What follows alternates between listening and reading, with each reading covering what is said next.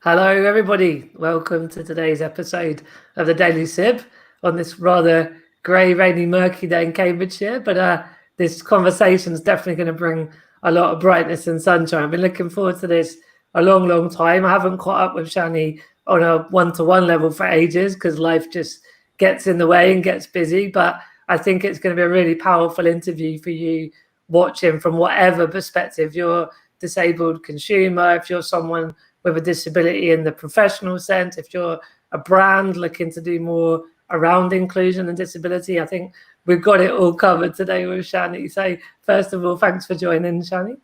Thank you. I've been looking forward to this as well. I've been watching most of them and it's been fascinating conversation. So very honoured to be here today. Oh, awesome. We got a lot to cover. I think the time is going to probably run away before we finish everything. But yeah, as always, if you can just kick off with a bit of a sort of summary bio of yourself, that'd be great. Sure. So I'm Shani Danda. I am a social entrepreneur. I'm a disability equality advocate, and I'm a founder really of three initiatives or businesses that serve underrepresented communities. Some you may know of, some you may not. So one is Diversability, which is a discount platform for disabled people. The second one is Asian Women Festival. So that's the UK's first ever event of its kind to celebrate Asian women. And it's all around smashing barriers and stereotypes that Asian women face. We're now a thriving online community. And then the third one is the Asian Disability Network, which I'll come on to talk about. Yeah, we'll go in more depth. But yeah, I mean, wow, like that's three initiatives. And one I mentioned on the little summary below. I've talked about the Diversability card because obviously we've had chats about it over the years as it's all grown and developed. And yeah, we're definitely getting to that. Obviously, I mentioned like Virgin and LinkedIn, and then yeah, obviously your two other personal products and initiatives. So yeah, as you said, a lot to cover. Gavin, we'll just quickly go if you've got a comment already. Just great to see Shani, love her work. So thanks for joining us today, Gavin. And oh, you guys look great. Thank you, Michael. love that on a Wednesday lunchtime. So yeah, I mean, where would you like to start of those three? Well, let's go in order. Like Diversability. I mean, we talk a lot around the purple pound, the spending power of disabled people, all the sort of everything that comes around that. So I presume the sort of Diversability is very much a way that is looking to address some of those challenges, but obviously opportunities from a consumer and a business perspective. I mean, where did the idea come from? How did you get started? Sure. So Diversability is like my baby. I actually had the idea when I was at university and I was doing my dissertation. And my dissertation was on the topic of barriers to accessible leisure. I did my degree in event management, and whatever I do, whether it's related to disability or not, I can't help but relate things back to accessibility, inclusion, and equality. It's just something in me that always has to bring it back to that. So even when I was doing my event management degree, I was still focused on inclusion and accessibility. And what I learned from my dissertation was that accessibility doesn't have to be A1. It's actually customer service and how people are treated is the biggest barrier in disabled people or anyone with a condition or impairment going to access, whether that be leisure services or retail, basically anything in the public domain. Yeah. And I was a little bit surprised at that. I thought physical accessibility would be the biggest barrier because, if you can't get into somewhere, then surely that's it, your day's ruined. Yeah. So then it kind of got me thinking, and being a student, we had access to NUS discount cards, and I was like, well, this would be great if this was offered to disabled people as well. I already knew from a young age how much more it costs to be disabled. There's you know, so many different price tags. Even as a child, you're made aware of, you know. I remember when I was at secondary school, my electric wheelchair cost £7,000. Like, Deep, right? it's, you know, And it's Scope shocking. did a lot, didn't they, about the extra costs of disability? And Absolutely. I can't remember all the sort of facts and stats. People watching can Google Scope I extra know cost of that. disability. But Yeah, yeah, but like there is real hard data that backs up everything you're talking about as well. yeah, but when I had done my dissertation, it wasn't the time then, unfortunately, to talk about disability, to talk about the Purple Pound. But as you just mentioned, a couple of years later, Scope released their Extra Costs Commission, Yes. which was massively insightful for everybody. But essentially, it just demonstrated the fact that disabled people are face unavoidable extra costs due to their condition or an impairment. Essentially, £100 for a non-disabled person is worth around £86 for a non-disabled person. It changes year on year. It gets less and less, unfortunately, for disabled people. And I just didn't think it was fair. Why should disabled people have to pay more to live the same lives as others, but have ultimately less or no choice? Yeah. And I didn't really see or you know, hear about anybody, any group, organisation, government body trying to do anything about it.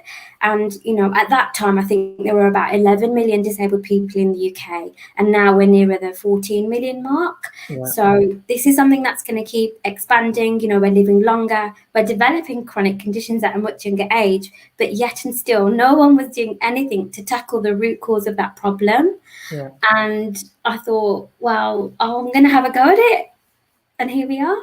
Here we are. Well, I think that you said you're a social entrepreneur, and so what you've talked about there is the social problem that there are these extra costs for, you know, the obviously the UK healthcare broadly is a bit more under NHS, although there's been difficulties and sometimes going private becomes a necessity. But you know, compared to the US, like we are fortunate still to have that healthcare side.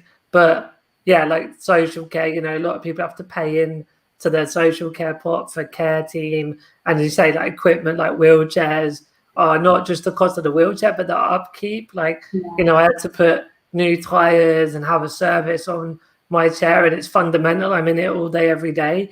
But it was like £600-700 just to have that, the new tires and the service. So it, you know, that's one of many other things. Like some people in London can't get on the tube, so you have to get taxis more, and that cost. So yeah, like the whole thing about cost is so true. But then you didn't just turn that into a campaign of let's just raise awareness. You did raise awareness, but like it wasn't only about raising awareness. And you didn't just say, let's have a charity that raises money and we give it away to disabled people. You've said, well, actually, what if businesses offer a discount so it helps disabled people with their finances, but presumably there's still some profit for those businesses, so they are still benefiting by having disabled people as customers. You've sort of taken the social issue, but with the entrepreneurship as well.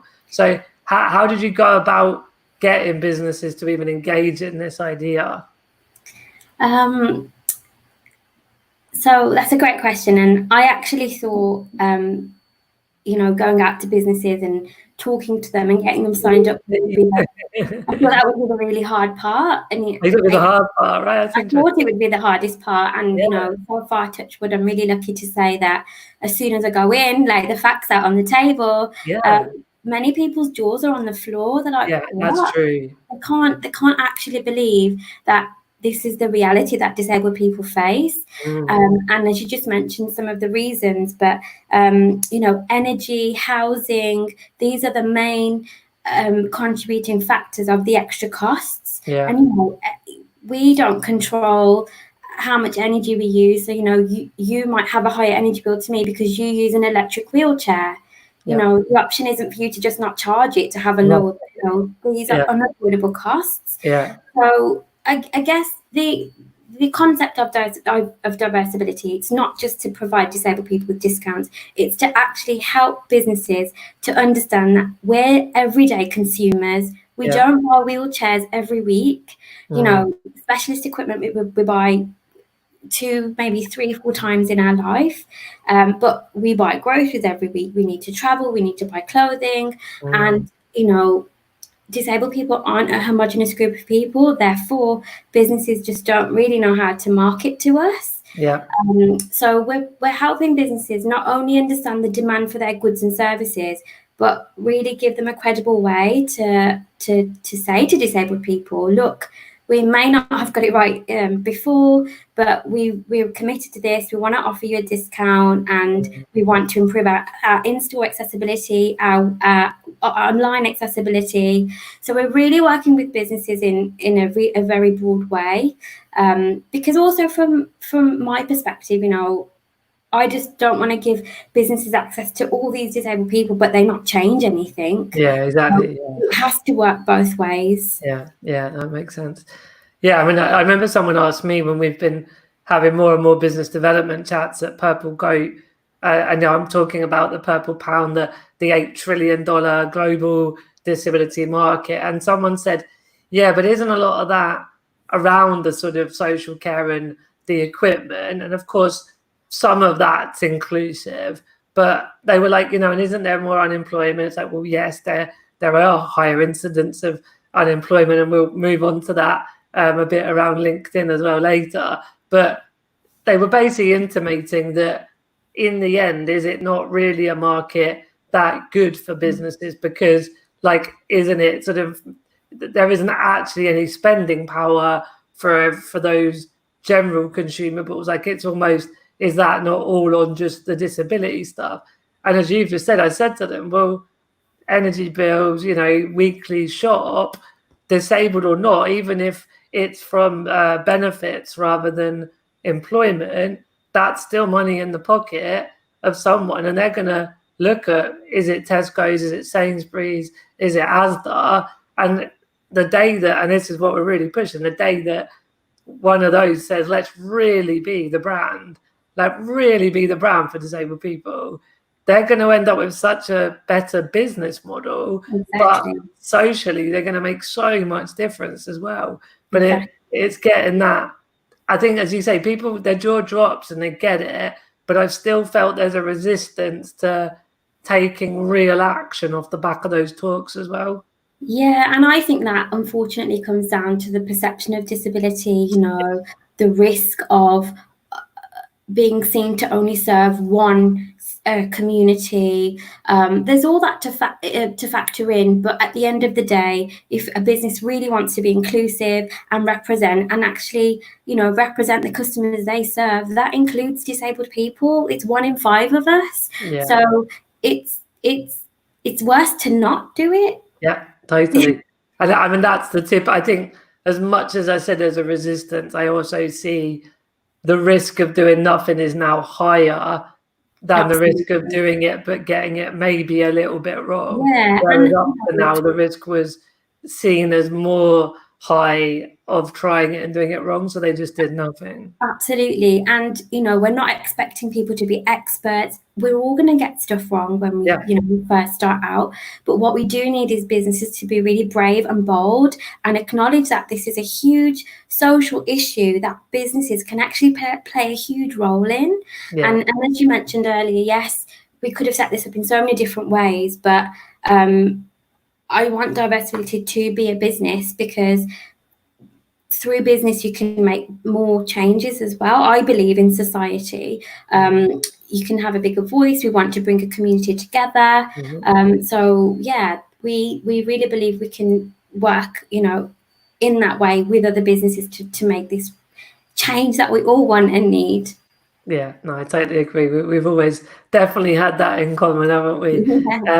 I mean, I know that obviously, I know there's a lot going on at Diversibility that you're not really able to say publicly while it all, you know, things are just going on and, you know, all the rest of it. But I suppose it's just as a general for people watching, sort of where's it broadly at the moment? Like what can you tell people that at the moment? So yeah, unfortunately I can't say too much, but what I can say is that we are in development. So for everyone as well that is on our waiting list, you won't have to wait too much longer. And thank you for everyone's patience, because there isn't a day that goes by where I don't get an email from someone saying, you don't know how much this is going to change my life. You know, I can't wait until the launch. So, and I just want to put out there as well, you know, I have no experience in tech whatsoever. I still use Windows because I don't know how to use a Mac. So this has been a huge learning journey for me as well. I wasn't brought up in a business family. I was just purely motivated by the fact that I wanted to change something. So, and you know yourself, Martin, how hard it is starting something up.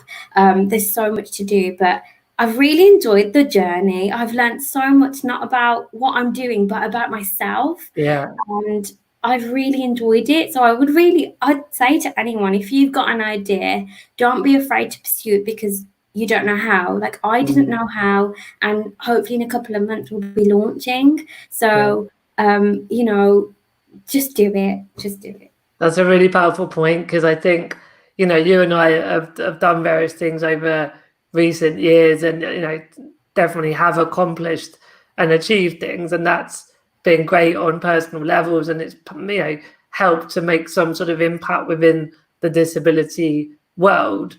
But I think it can also give off an impression to others that it's just easy and it's all straightforward. And like, it's important we tell the whole story, because, and I've never sought to hide it. It's just we don't think to talk about the challenges because of sort of cracking on.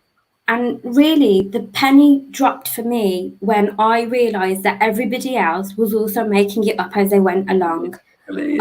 That is actually when the penny dropped. I was like, does everyone just know how to be an entrepreneur? Does everyone just know how to set up a business? Or like, you know, you come up with so many challenges and things that you could never have preempted crop up. And yeah, like, it's such a fascinating journey. But literally, that was my penny drop moment when I was like, nobody else also knows what they're doing. They're just making it up. So yeah, and I totally agree. It's about sharing the whole story. You know, far too often people just look at the end result and think, oh, that would be easy. It's not. And if you follow me on Instagram, I share everything, the good, bad, and the ugly. And I think in this world, like, there was a point that, you know, decades, generations ago, where there was the Hollywood reveal. It was like there was mystery, and then there was like, here's this lovely finished product. Or, you know, film in terms of Hollywood, but you get the metaphor. But I think with social media and reality TV, that was almost the precursor to social media, really. Like, people would just connect and click with real people. And I think real means that you share all elements of the journey, not just the upside. And, you know, you and I do put a lot of content out, and it's easy to get sucked into wanting to appear to conform to like Instagram life and that, you know, that sort of stuff. But we're in this as social entrepreneurs, and it's the mission that drives us. And I think that's really important. That comes across, which it does for you 100%.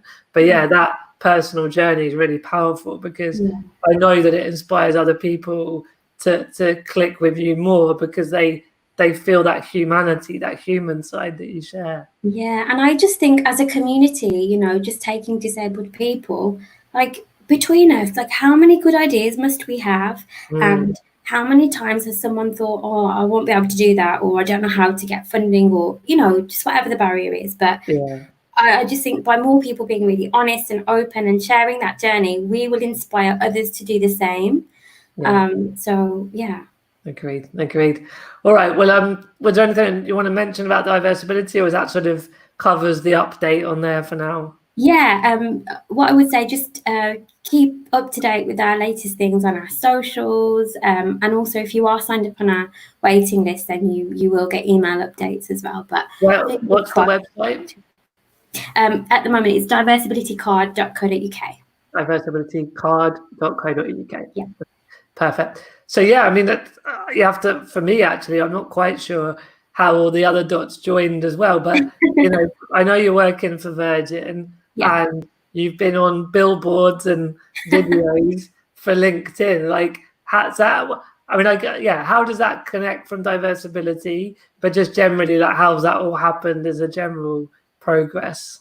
Sure. So I think this is a good time to, I guess, share, why I do a lot of the things that I do and what motivates me really to bang on about disability and accessibility.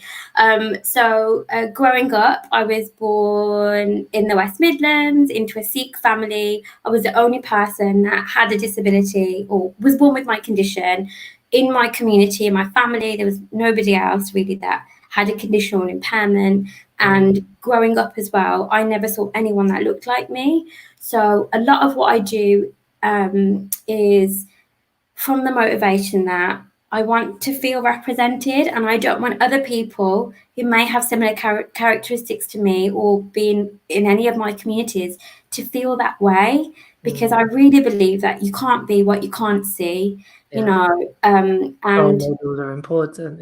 Yeah. So everything that I do is really motivated from the perception of bringing more diversity in the conversation of disability, because as I grew up and disability was being profiled and featured more, then it would have no diversity in it. And then that meant it didn't reflect my experiences or the people of, other ethnic minorities or any other characteristic. So just as in the mainstream world, we're fighting for better representation, we are also in the representation of disability. And, it's why I am a trustee of a disability charity. It's why I've banged on so many doors to get a seat at that table, because my voice is needed for me and my community. And so that's really why I'm doing all of this. But as you say, like, there might be some of the businesses you've set up and running, and there's like some of the day job at the moment, and but it all connects to that core value and that core why. And it really helped me define what my passion and my purpose was in life as well. And I feel very fortunate to say that, anything that I do now, it's all connected to that. There isn't nothing that I do that doesn't, and that doesn't serve that purpose. And I feel very fortunate to say that, because so many people out there can only work on their passion outside of their day job. When I started to work at Virgin, it was it's my dream job. They're a business that are focused on doing the right thing for not only their disabled employees but also customers. And they've been on an amazing journey over the last couple of years, and they're still continuing to make so many changes and become the leading telecoms provider for disabled people. And so, like, is your role specific to that, or is it like, because I've had some people on that they've got a role that's almost not about disability or inclusion, but then they sort of volunteer in their passion, they set up various initiatives at the company around that, but your role is specific about disability and inclusion, right? Yeah, so I've actually been at Virgin Media now, I think, for 2.5 years, and I've had several roles now, but they've all been around disability. And when I joined, I was the disability program manager. So solely working on disability initiatives across the business for customer, people and strategy. And as that plan has evolved, as has my role. And, just like there's a massive hype around diversity and inclusion at the moment, I, really believe it's not just down to the inclusion lead to do everything on D&I in the business. It's everybody's responsibility. So that's being, handed out into all of the relevant teams, and that's how it should be. But everybody shares that responsibility. But some people might know this. When I was younger, I was someone that really struggled to get a job. I had to apply for over 100 jobs just to get a part-time job. And it wasn't until I removed any mention of my condition then I even got an interview. So, I've also had really negative experiences, and that's why I am so passionate about helping businesses to understand, how to best serve disabled people, not only as employees but customers. But I know what it's like to not even hear back from, application after application. So yeah, when I got to Virgin Media, I just was so happy and still am. It's a great place to work. So would you sort of say, when you look at the customer and employee side, it's about removing barriers? So a customer might be when they want to join Virgin Media, and if they've got customer service needs, that there's different ways that, like if they're deaf, for example, there'd be a way to communicate. And for employees, it would be removing barriers so they can basically just be themselves and have their talent to do their job better and really well. Absolutely. So with the customer side, it's looking at, our product offering. We launched an accessible handset, I think, like just over a year and a half ago. We look at the language that our contact centre agents use when talking to disabled or vulnerable customers. It's really at every sort of touch point a customer would ever have with Virgin Media. It's really been worked on extensively across the business. And then just a couple of examples for employees. So workplace adjustments is a huge thing, because that can be a huge barrier as well. We've been with our having launched the Purple Goat, we're really looking at the moment. All of our team is disabled, and as we grow, it won't necessarily be 100% disabled staff, because there's going to be times, for all sorts of reasons, that having non-disabled people is a good thing, because inclusion goes both ways, right? But like, compared to, there's 20% of the population with a disability, and like unemployment is double of non-disabled people. We really want to address that, but it's bringing up those workplace adjustments. Like, I live and breathe being in a wheelchair, but as the CEO and co-founder, it's like, okay, how do we still have processes that mean we're giving clients the best service, but how is everyone in the team able to shine and either do it a different way or sort of share tasks differently as well? It's been fascinating how that all works. Yeah, and I think once people start on that journey, they actually find it's not as hard as they thought it would be. There's so much support out there now. There's access to work, so it can get it all paid for even. There's great companies as well, like Microlink. They can come in and help you work it all out. I just feel like any excuses now businesses use to either not let their staff work remotely or not be able to provide workplace adjustments, it's just an excuse. We just can't have that anymore. Yeah, agreed.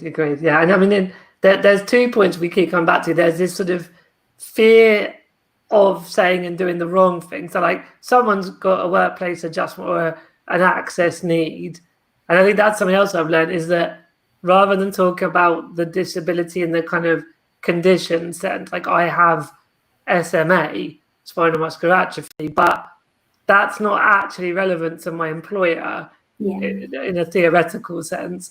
It's because I'm my own employer, that's why I'm saying that. But it's actually, what are my access needs? So I struggle to type. So, okay, how do I be able to type faster? So, but like, the more that they've changed this framing of disclosing a disability versus access needs, we end up coming back to every employee should be able to say, my chair's uncomfortable, or I'm having this friction point, whether they're disabled or not. And same with customers. Absolutely. So it's like, when we get rid of this fear, and also your point about cost, it doesn't cost more, because there are these other initiatives that cover those, offset those costs anyway. So it's such a no-brainer, but it's like getting that out to the world. Yeah, and just as you mentioned, like, no employer should be asking anyone their medical history. All anyone should be focusing on is, what barriers do you have in doing your role? Yes, you might have a condition or an impairment, or you might just be uncomfortable at your desk, or there might be someone that's going through the menopause and they need a fan. Like, that's an adjustment. Exactly. It's so simple, but because of I think across society, we don't understand the prevalence of disability. It's got a negative perception, and that has a lot to do with portrayal, the sensationalism. I can't get my words out. The sensationalism We're of on our a soapbox now. yeah, you know, so until we get that accurate representation, until I see a woman who has a condition, who is a mother and a CEO on my screen, you know, I want to see that accurate portrayal. I don't want to see disabled people a token in films and soaps. You know, I'm so passionate about this. Okay, so I'm going to now, and you know this is not my personal perspective or view, but to play devil's advocate, there's a bit of a sort of pushback from parts of society that there's Black Lives Matter, there's Me Too, there's the Purple movement with disability. And I always feel like Purple movement feels a bit more like Me Too and Black Lives Matter, whereas again, disability movement, it's that word, it's so like not able, you know, disability. That's a whole tangent, but like you're talking and we both agree about this representation, but there are people that are almost feeling a bit unsettled and scared that if they are middle class white male, for example, that they're not going to have any jobs. What's your view on that fear that comes from those places? Do you mean the fear of talking about disability rights, or what? No, so like with all the different agendas of disability race, there are parts of society that feel like they won't have any jobs soon. Yeah, I think first and foremost, everyone needs to acknowledge that we are a human race. Whatever color your skin is, whatever your ability is, we're all the same. We all live and breathe. We all bleed the same. We're human. And I think for those people that feel that way, then that means that maybe fortunate for them, but I feel like their privilege has actually shielded them until all of this time, until they've actually had to actually acknowledge that, wow, these group of people face this issue, or this community has always felt like this, or this community is always marginalized and never represented. But you know, what if you belong to more than one of those communities? Do they take the time out to think about how they feel? You know, I often have to sort of dissect sometimes the way that I'm being treated. You know, is it because I'm a woman? Is it because I have a visible condition? Or is it because I'm Asian? So it's hard. What you're talking about is intersectionality. Like there's different protected identities and sort of marginalized groups that have barriers for all sorts of societal and political and economic reasons. And for you very personally, there's 3 of those are all part of your identity. And that's, as you say, is there discrimination because of 1, 2, or all 3 at different points? And also, you know, I think people forget that your upbringing and your culture has a massive role to play as well. So not only, you know, here in the UK does disability have a negative perception, but also in the South Asian community, it faces an even further sense of stigma. So, you know, just imagine if you were in that person's shoes, the amount of barriers and challenges you have to go through, not only outside your home, but inside your home as well, and within your community. So yeah, I think if anyone is feeling that way, or there's, you know, a white male out there, or anyone that is thinking, oh gosh, this, you know, there's a huge emphasis now on these communities, I think it's about time. Like, I really do. And I think I urge everyone to be allies. Don't feel threatened. You know, no one's here to take anybody's job. We should all be offered the same opportunities, or opportunities that we need as a community, or that we need as individuals. So it's about helping each other, supporting each other, and I think being the best allies that we can for each other. Very well said. And I knew when I asked you that question that you would be able to nail that. I want to clip this and share that answer all over. That's amazing. And Gavin has written, I'm middle class, white and male. It's about time I just sucked it up. And I think to build on what you said, to build on what Gavin said, it's that like it's not about scarcity and fear. It's about equal opportunities and being able, because we're all different. So like, you know, I've gone down the influencer marketing agency route. You're doing Diversability as your kind of core business, and all other things that we've done as well. Like, we both are needed to make a difference in the disability inclusion world, as is Gavin with everything that Neatbox, as is loads of other people with a disability and not with a disability. Like, there's so many people in the world. There's so much to do to make it better. And there's room for everybody. Yeah, it's abundance, right? There is enough jobs and enough need for everybody to participate. And I think that's the other part of this, is that no one's losing out. It's about including everyone to partake in it, basically. Yeah. And Gavin, you're an amazing ally. Absolutely. Absolutely. Yeah.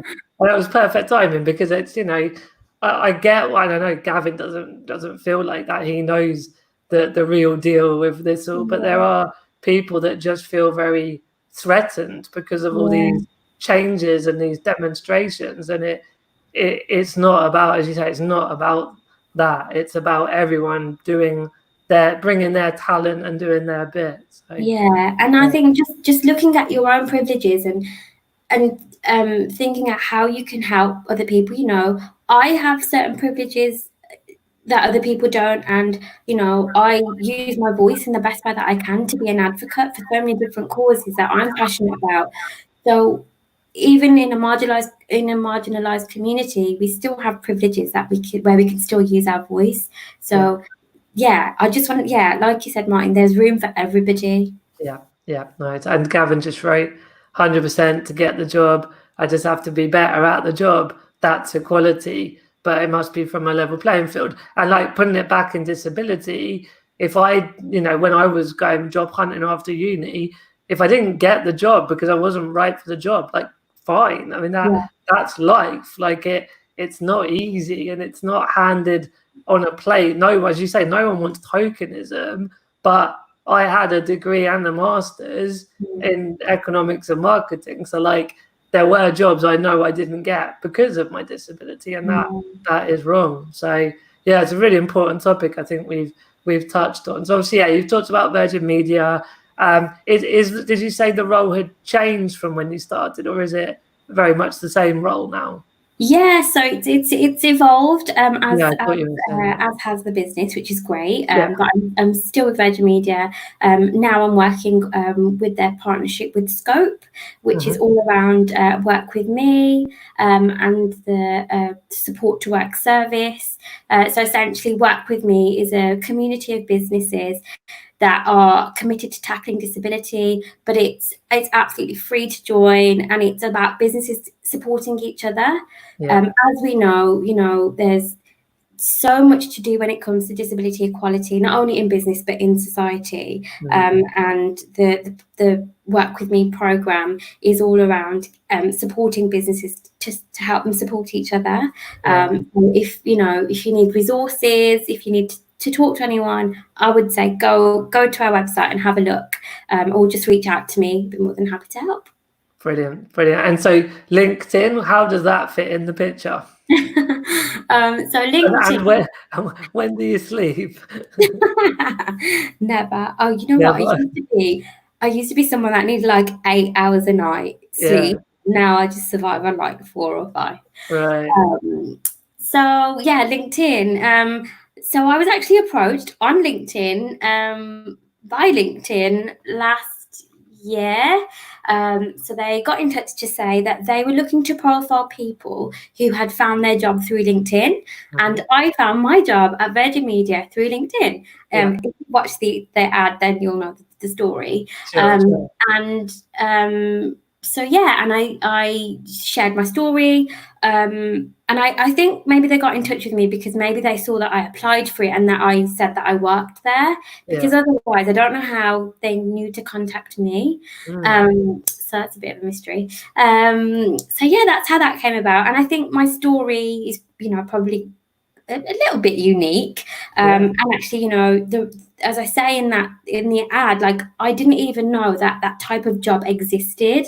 So my background is actually in event management. I, over the years have become a disability rights advocate, and the job was to be a disability program manager. So it was combining quite a different area. Yeah, but it was combining my project management experience with disability, which are both the skills that I have. Transferable skills. That's why I often refer to it as my dream job. So that was really exciting. But what I really loved about that is that, I worked with the team. I co-wrote the script with them. They I've often had, when I've had interviews and things, people using language that I hate, my story being sensationalized. But what I really loved about it was totally authentic. I was hugely involved. And my story as part of that campaign, I think, was one of like the highest performing ones. So not only was it LinkedIn's first UK TV advert, but it was also on like billboards, buses, tube stations, you're everywhere. Which was really surreal. We've like spoke loads on the phone and at NAIDEX, like as mates, and then I was like going around and you were just on all these billboards. And they told me, they're like, oh, it's going to be here. I was like, oh yeah, great. But it wasn't until like I saw my giant head on a billboard, I was like, oh my God, that's me. It was really surreal. But I'd say the weirdest thing was when I was at home back in Birmingham with my parents, and we weren't looking at the TV was just on, and then you'd hear the little intro jingle and then my voice, and I was like, oh my God, that's me. So that was really exciting. You're right, it's a very powerful ad, very powerful. And there was so much to get across in that 30 seconds as well, but I'm really happy that it did get everything across. And then now this year, I guess as a bit of an extension of that campaign, I'm now part of another campaign with LinkedIn, which is called Changemakers. So there's 7 of us in total, and we're all advocates for great, very cause-worthy topics, so from sustainability to mental health, disability to unconscious bias, and we are being profiled on the platform. So we write articles every month and post every week. So that's LinkedIn Changemakers. So go and check it out. It's a great partnership to be involved in. You're on fire, absolutely on fire. And is that like kind of through your role at Virgin, or is that sort of like a bit of a side project or a bit of both? I'd say it's a combination of a bit of everything that I do, really. And we've all got individual goals. So my goal is to make the workplace more accessible after, my own experiences and the work that I do with Virgin Media. So and you're raising the profile of Virgin Media, aren't you? So absolutely. Yeah. Cool. Well, we're getting near the end of our time. As we said, it was gonna fly by. It was like 5 minutes. I know. Oh yeah, it's always the way. It's crazy. But guests are always scared when I say it goes up to 1, and then and I know you're not scared because you're more used to public speaking and everything. And then they're like, oh my God, it's finished already. So I guess it's just a couple of minutes for anything that you didn't get to mention that you want to mention, and also any kind of summary for people to follow you and inspire them before we head off. So as I mentioned earlier, I also founded the Asian Woman Festival.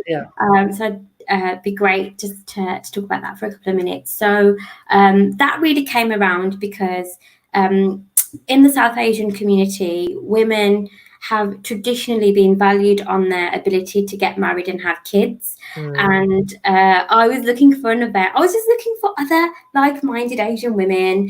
But the only events that I could really find were events where you go and book your wedding or where you go and buy a sari. And I wasn't interested in either of those things. And I was like, well, there must be other women out there like me that aren't interested in buying a new sari. Like, what am I going to do with 6 yards of material? I'm 3'10". Literally, what am I going to do with all that?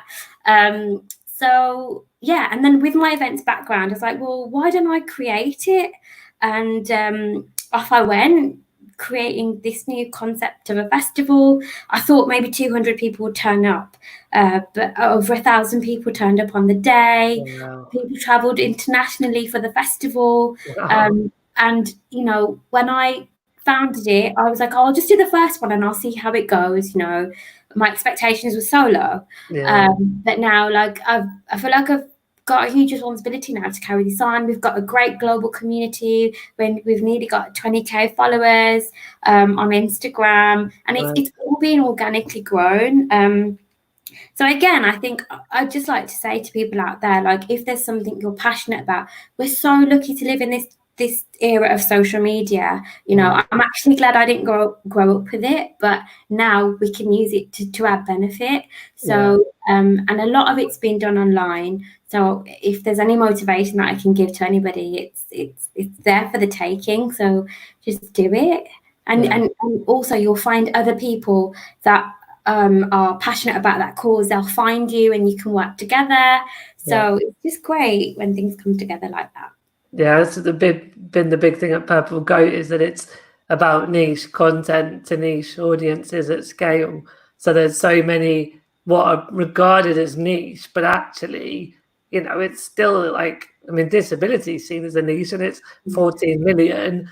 And then, you know, we've done campaigns where we've worked with people from BAME community, and they're doing an adapted workout video, and they're a wheelchair user. So it's like, you can go really, really niche, but that content, and obviously that's a very marketing-y word, content, but like that storytelling is so powerful to a broader audience. Like your LinkedIn, you know, it obviously resonated with disabled people because we saw ourselves in you, and it was that one of us there, you know. But like, as you say, it was viewed by a lot of people without a disability as well, and you know, that shows that those sort of niche storytelling is really quite powerful in more and more of the social media world. So congratulations with everything again. And I mean, is there anything else before we finish up? No, I think if people want to get in touch with me, it's just at Shani Dhanda on all socials, and it's shanidhanda.com. It's great having a unique name because everything's available, your domain and all the handles. So just it's interesting. Martin with a Y is quite unusual. And I started martinsibley.com in 2009, and randomly there was like a mutual friend that based as another Martin Sibley through a mutual friend, and he'd had that domain to do with gaming, and he works at Xbox, and we're now starting to work with Xbox. So it was like the other Martin Sibley, and we've ended up crossing paths quite a lot. It's a bit of a random one, but yeah, as you say, it's good for social when you're not got when you have got a unique name like yeah. Brilliant. Well, yeah, everyone watching, I hope you've enjoyed the really interesting chat today. Do follow Shani on social, and as she said, go to the website. If you're interested in any of the businesses, give them a Google. I'm sure you can find Diversability and all the other ones we've discussed today easily enough through there. And just keep going, Shani. I'm cheering you on, and excited to see how everything goes in the next year or two. And thank you for all your support. Pleasure. All right, take care. See you soon. Bye.